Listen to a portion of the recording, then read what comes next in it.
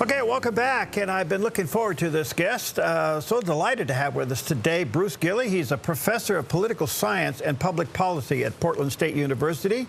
His work centers on global politics, democracy, comparative development, and colonial history.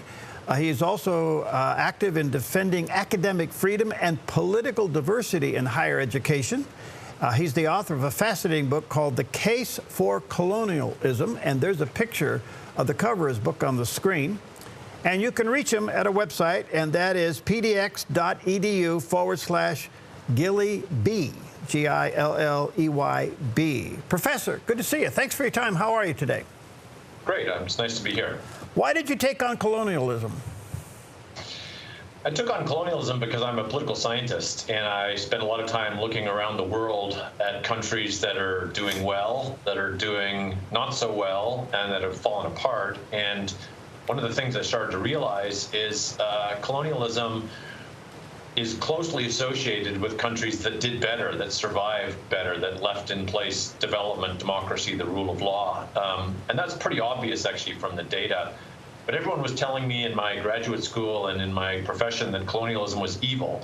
And at some point, I just couldn't stand the contradiction, and I needed to take this on and ultimately write this book called The Case for Colonialism. Why is it considered evil? It's considered evil because at a certain point, we lost an understanding of how history operates, namely that history has always operated through more powerful, more effective, more superior civilizations extending their governance systems over areas that didn't have governance systems or were suffering from tyranny and underdevelopment. That used to be accepted. That was normal. That was certainly the way that most Native Americans saw the world, for example. It's certainly the way most Africans saw the world. But after World War II, as these new countries were being birthed, they decided that colonialism was evil. And that was really not so much about colonialism. It was more of an attack on the West. So the West had been the colonial power, and therefore colonialism was seen as some Western specialty, something that had been invented by the West. It certainly hadn't been. And so it became seen as evil because it was associated with the West, and it was essentially a way to say, we don't like the West, we don't want the West involved in the world, we want to get rid of the West. And that's how it became a word that went from having good connotations to bad connotations. Just a little bit of a side question. Are you kind of an oddity in your profession? Yeah, and that's actually quite recent. I mean, as recently as the 1990s, let's say, an academic department in the social sciences, political science might have, say, 1 or 2 conservatives for every 5 liberals. I mean, there was some degree of balance. It wasn't even balance in the 90s, but at least there were a reasonable amount. Today, conservatives are completely extinct in the social sciences. I'm a fluke. After me, there will be none. I'm in a department of 18 people, and I'm the only conservative. And after I'm gone, it'll be a department that's totally full of lefties and liberals. So let's go some basics here, Professor. Define colonialism. Colonialism is when country A extends its system of government over territory B, territory B generally not having a system of government or having a pre-modern system of government that is not up to the task of the modern world. So is that kind of what the complaint is in the Middle East war right now? Israel is implementing its system over Gaza, or at least over the Hamas and Palestinians? Well, that's right. I mean, Israel is a successor state to the British colonial mandate in Palestine that the British took over after the Ottoman Empire collapsed in World War I. The British colonial mandate in Palestine created the state of Israel. Israel is a settler colonial state in a sense, and I mean that in a good sense, not in a bad sense. It's a colonial legacy state that was settled by Jews returning to, and in many cases coming for the first time to Israel. And because it's a British colonial settler state, it is well governed, it has the rule of law, it has democracy, it has development, it has human rights, it has accountable government, it has room for dissent. And it's open to new ideas and to self-criticism. That's the great legacy of colonialism. The complaint about Gaza is that the Israelis are trying to protect their settler colonial state and allow the Palestinians to have their own system of government, which the Palestinians are serially unable to do, which keeps drawing the Israelis into these areas, much like a settler colonial state or a colonial state might have done in the past. And, the best thing for Palestine would be for Israel to take over the entire area. So how do you respond to critics that say colonialism perpetuates oppression? I say it's incorrect. It's factually incorrect. It's even logically incorrect. Colonialism, the Western colonialism, mainly spread because of what we call pull factors. In other words, the indigenous peoples wanted it. They drew it in. They pulled it in. The British and the French were very reluctant colonialists in Africa and in Asia, but they found a ready welcome wherever they went, usually because people who were facing massive oppression from either tribal rivals or even from their own ruling systems preferred to be ruled by a relatively liberal and accountable system of government, which is what the Europeans offered. In the 19th century, and even up to today, nowhere in the world has ever come close to Western countries in terms of offering liberal and accountable government, liberatory government, government that liberated people, that ended oppression. So colonialism was one of the greatest anti-oppression crusades of world history. And it's just factually incorrect to say that people suffered oppression under colonialism. You have to look at what they were suffering from before colonialism, and then you have to look at what happened when some of these countries tried to end the colonial system. That's when the real oppression took place. Yeah, I want to come to that, but one more question. The result of America, actually, colonialism is in our DNA. They were trying to get free from something, right? Well, the United States is a classic example of the benefits of colonialism. The United States was created by a British colonial system, as was Canada, as was Australia, the other Anglo-settlement countries. If the British had not established their rule here and it had been left up to pilgrims, this would have been some form of pilgrim theocracy. It was not a pilgrim theocracy because of the British colonial state that introduced constitutional government, the rule of law, property rights, the market economy, and all the systems of accountability through which the United States grew to be a miracle of good governance in a very unlikely place. Of course, in all colonial systems, there was always some tension as countries got ready for self-government, as they reached education levels, as they started to feel that they could take power. And the United States is no different in having a last-minute squabble. But the American revolutionaries never said they were going to end colonialism in terms of the legacies of the British colonial state. We didn't abolish property rights. We didn't abolish human rights. In fact, the American revolutionaries wanted more colonialism in the sense they wanted extension of rights that even the Englishmen didn't have. This was a very system-preserving shift to self-government in the United States, and that's why the United States is such a success. So talk about countries that threw off colonialism. What happened? Well, it depends what we mean by threw off colonialism.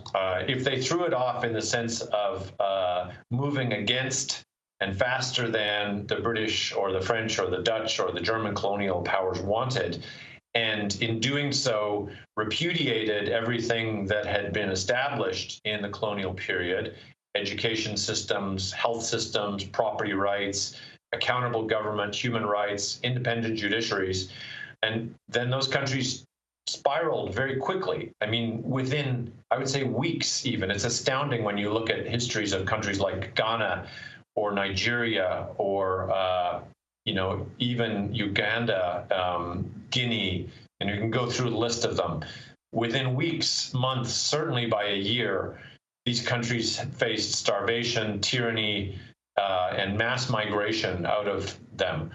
If the countries, on the other hand, were more prone to accept the colonial legacy and see themselves as carrying on what the British and French had established, And here I would look at a country like Senegal, or a country like Botswana, or a country like Singapore, which everybody knows is a good example. Then those countries ended up thriving and being little islands of good governance in the midst of chaos.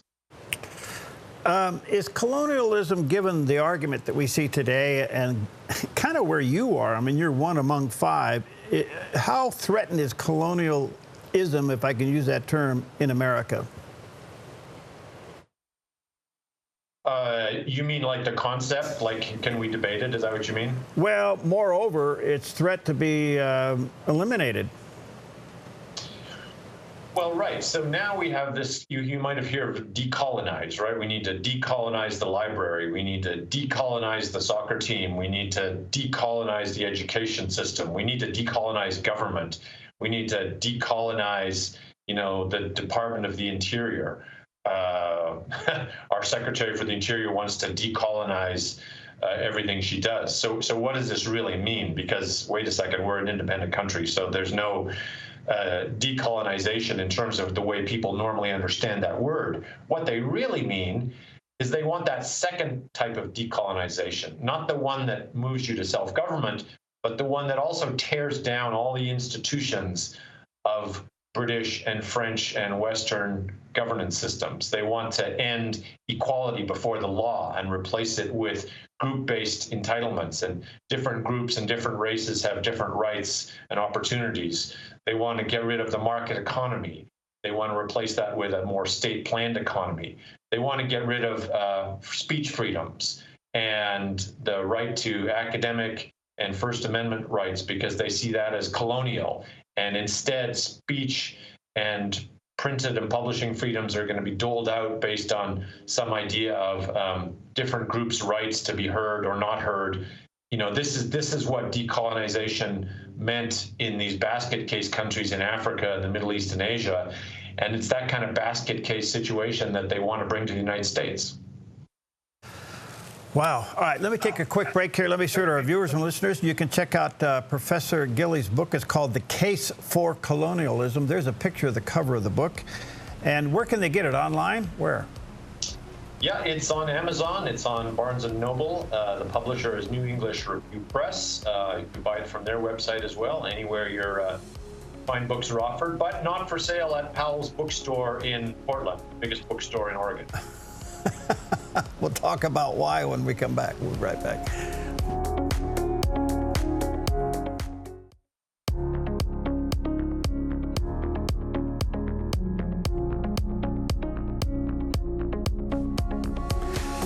Okay, welcome back, and honored to have with us today Professor Bruce Gilley. He's a professor of political science and public policy at Portland State University. He's authored a fascinating book called The Case for Colonialism.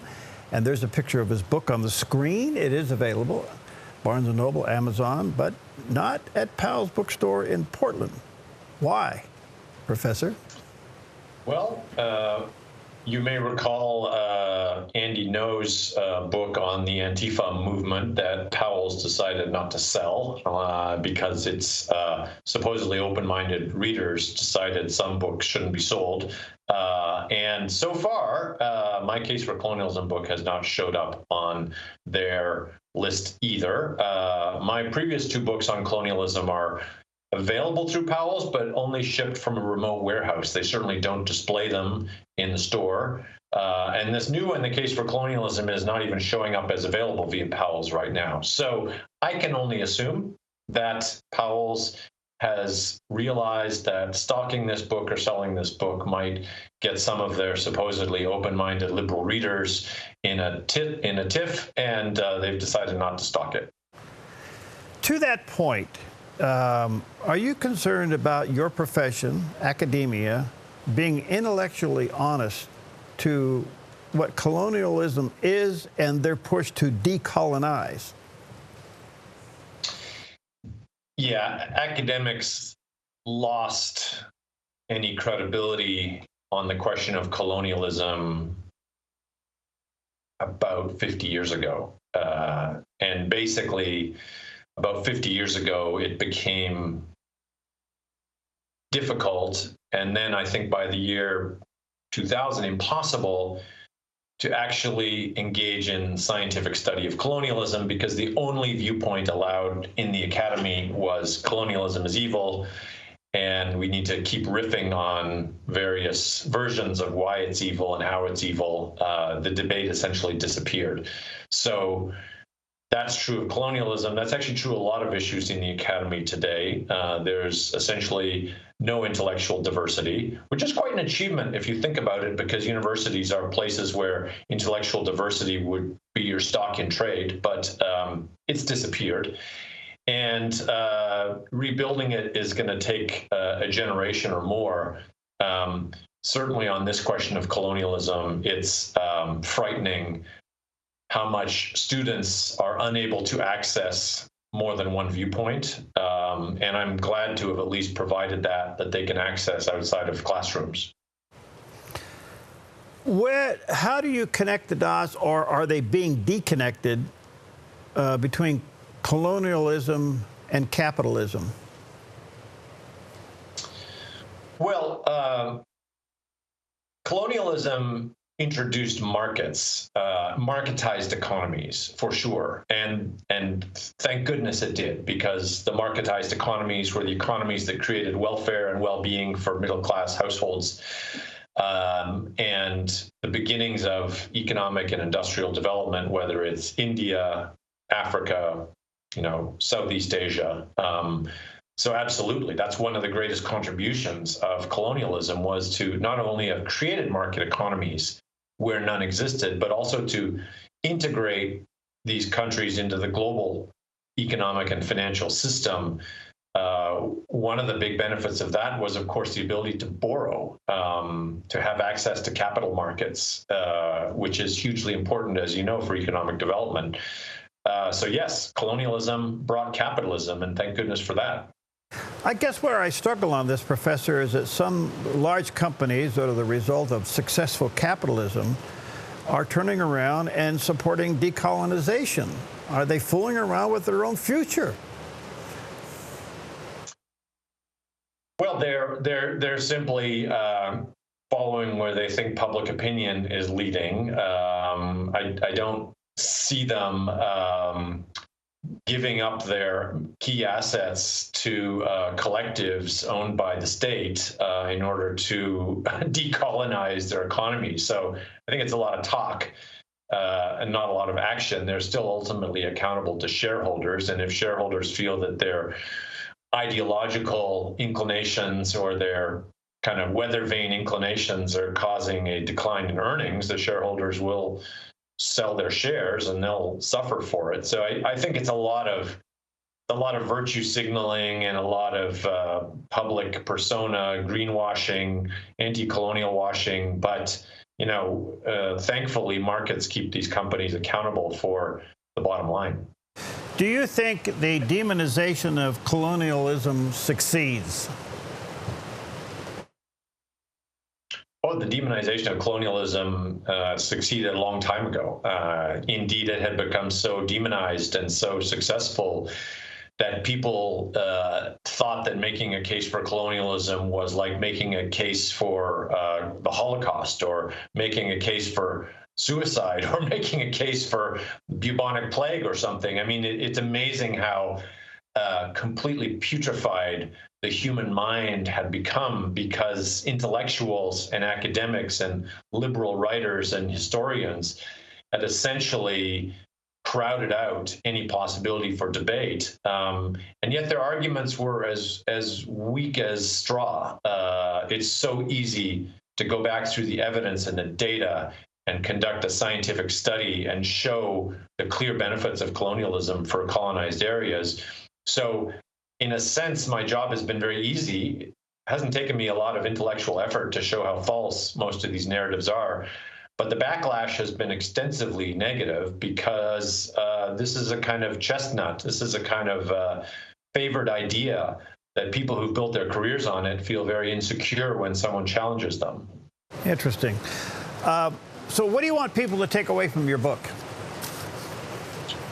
Well, I want people to realize, and in particular in the United States, that it's one thing to talk about self-government and independence, which went very well for the United States because we were peopled by Europeans, in particular by Englishmen and Scotsmen. Got to make a call out to the Scots.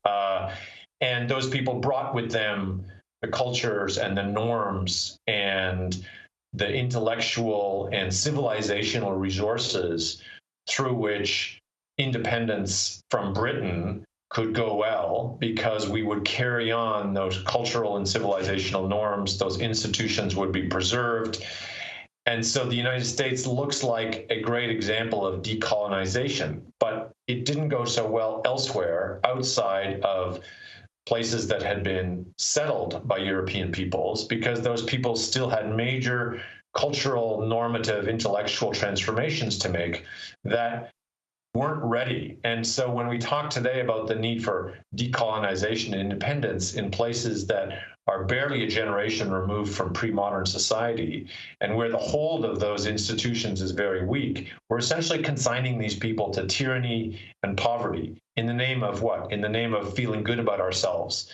And we need to rethink this idea that, independence for countries that have been nothing but tyranny and starvation for 50 or 60 or 70 years is somehow making people's lives better, is preserving freedom and human rights, because it's not. Thank you. Thank you. You're fascinating. I'd love to get you back. Let me say to our viewers and listeners, check out the book. It's called The Case for Colonialism, and look for it at